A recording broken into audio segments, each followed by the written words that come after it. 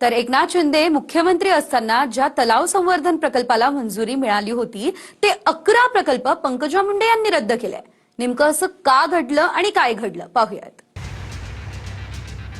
एकनाथ शिंदे मुख्यमंत्री असताना मंजुरीसाठी दिलेल्या 11 तलाव संवर्धन प्रकल्पाला पंकजा मुंडेंनी रद्द केलं आहे।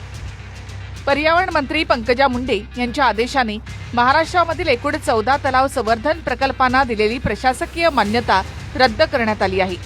14 पैकी 11 प्रकल्प हे शिंदे मुख्यमंत्री असतानाच्या कार्यकाळातील आहेत, तर 3 प्रकल्प आदित्य ठाकरे पर्यावरण मंत्री असतानाचे आहेत। विशेष म्हणजे प्रकल्पासाठी वितरित करण्यात आलेल्या निधीची व्याजासह वसुली करण्याचे आदेश पंकजा मुंडे यांनी दिले।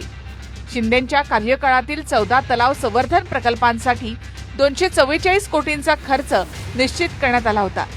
त्यापैकी 73 कोटी 11 लाख रुपयांचा निधी वितरित झाला। हा निधी व्याजासह सरकारी तिजोरीमध्ये जमा करण्याचे आदेश देण्यात आले।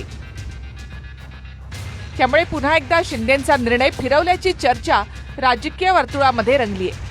आता हे प्रकल्प नेमके का रद्द करण्यात आले तेही पाहूया।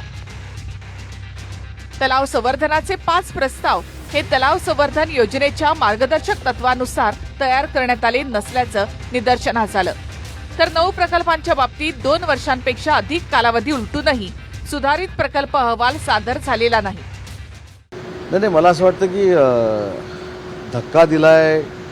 आता 1 वर्ष 7 महिने आम्हाला सरकारमध्ये झालेले आहेत नव्यानं माननीय देवेंद्रजी मुख्यमंत्री होऊन। त्याच्यामुळे देवेंद्रजी आणि एकनाथ शिंदे साहेबांमधलं बॉन्डिंग जे आहे ते अतिशय चांगलं आहे।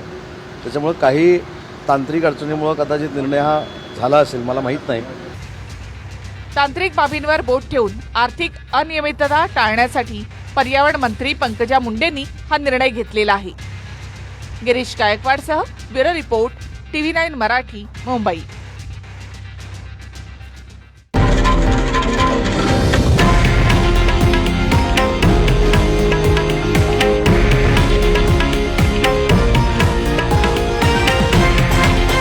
हे आहे देशातील नंबर 1 न्यूज नेटवर्क आणि आपण पाहत आहात TV9 मराठी, एकमेव।